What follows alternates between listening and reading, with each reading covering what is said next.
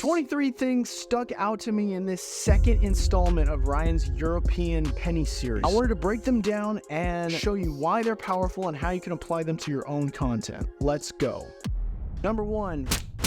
Visual stimulation in the packaging. The current state of YouTube, you don't even have to click on the thumbnail for the video to start playing. Top creators know this, and they make sure the first couple shots are somewhat interesting because you have to convince someone to continue to click even after the video starts playing in the autoplay feature on mobile. Ryan does this with a kind of quirky shot of him waking up on the bus. Good morning, sleepyheads. Picking up right where we left off from the bus station. Number 2, the first 6 seconds, concept explanation. It is day 2 of trying to make it back home to America, starting with just 1 penny in Europe. Super quick, just like the last episode, he's able to explain exactly what he's doing in 6 seconds. Which rolls right into number 3, a recap of everything that happened in episode 1, just in case someone missed the first episode. Yesterday I started in Paris, was able to get a bus ticket here, a flight to the next country, and a baguette. He can bring them up to speed very quickly and they're still able to enjoy the episode. Number 4, I noticed the first curiosity loop was opened up in this new episode. It was transportation to the next country. The question we're asking, what country is he in? Number 5 is another curiosity loop opened up 2 seconds later. And when I got off, I was a little confused. I have no idea where I am or how to get to where I'm going. What we think when we see that? Why? Number 6. Also, I have never seen a bird like that bird right there. No offense. A large boom sound effect to contrast with the peaceful music that he started the episode with. At 47 seconds, he opens up another curiosity loop. I have some serious goals for today. To tell you them, I gotta go into the city.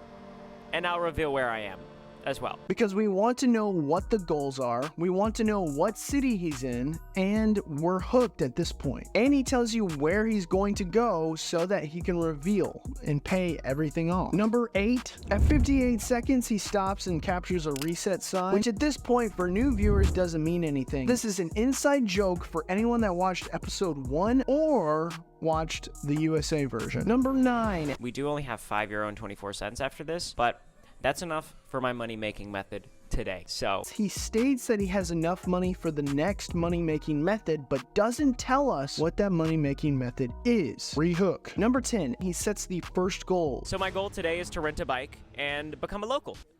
Point proven.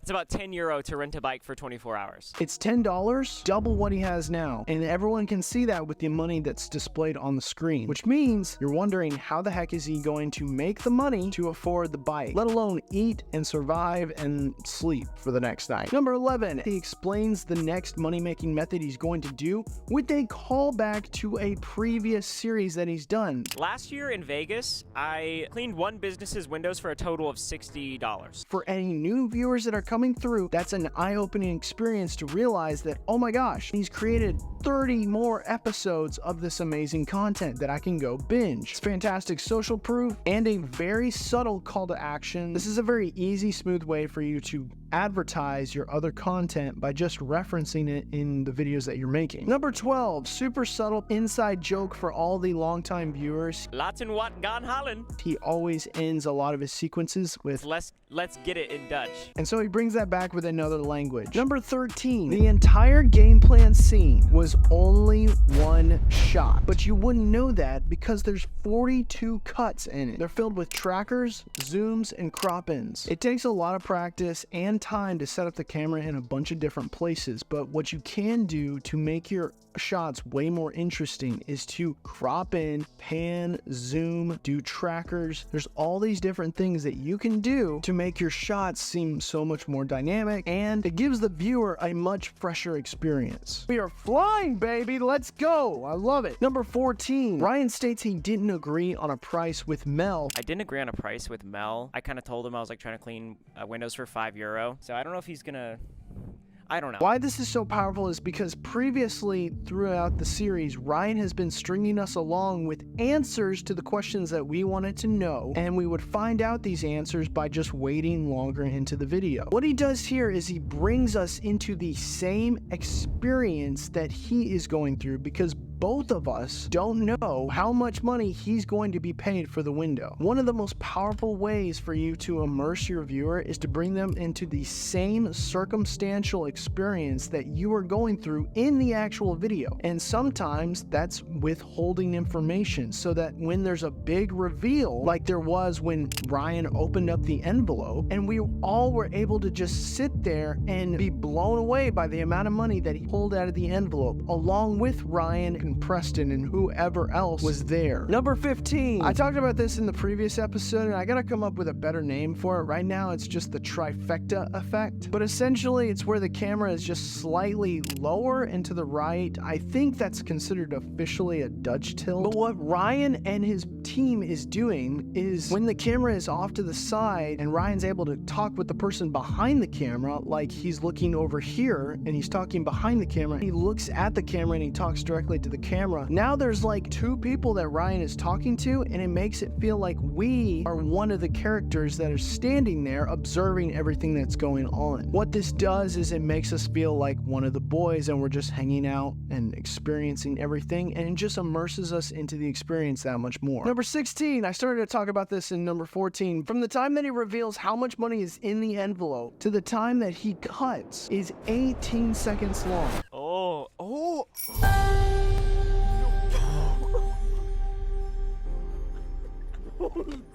No, he didn't, bro. Where is he? He's over there. Oh my gosh, bro. Oh my gosh. That is a massive long time when it comes to YouTube videos. How is he able to pull this off? He builds the entire video up to this point with a lot of different cuts, keeps the pacing high and tight, and then once you get to the crescendo reveal of how much money he made, jaws dropped. Everyone's blown away by this giant reveal, including us. And Ryan knows that, and they let us sit in that reveal for 18 seconds long. It's super powerful. You see people do this actually in novels and books and stories. In the crescendo effect of a fight, they will slow down the time that is happening and explain in more excruciating detail everything that's going on. And you can make this tiny little moment, you can go into the thoughts of both combatants or describe the scenery, everybody looking on, like all these different things. You get the idea, especially because everyone's waiting for that crescendo effect. So you don't even have to worry about retention wise, because you build everything up to it and then you just let it go. No music, just a single sound effect, and then we're just able to react and observe Ryan losing his mind because he just made 100 euros off of one cleaning job. Cool, we're moving. Number 17. Bro, come here.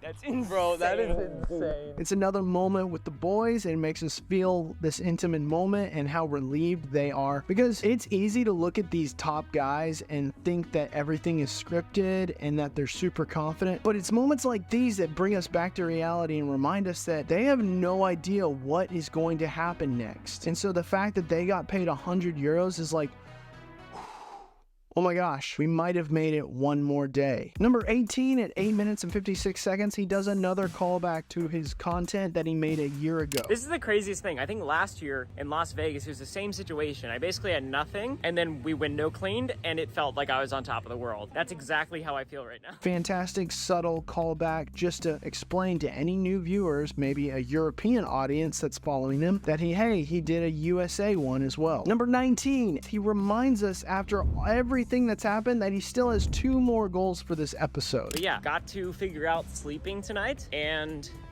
I want a bike. Number 20, Ryan sits down to film a talking head shot of him eating his food.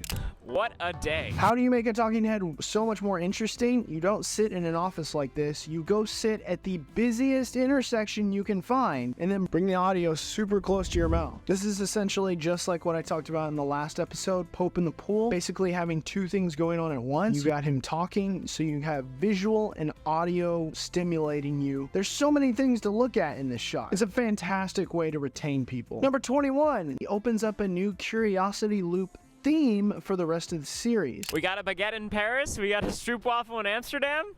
What's next? Now there's a theme, and we're expecting Ryan to maybe eat a unique food in each place, if he can afford it. Number 22, super interesting. He brings in some tension to the video.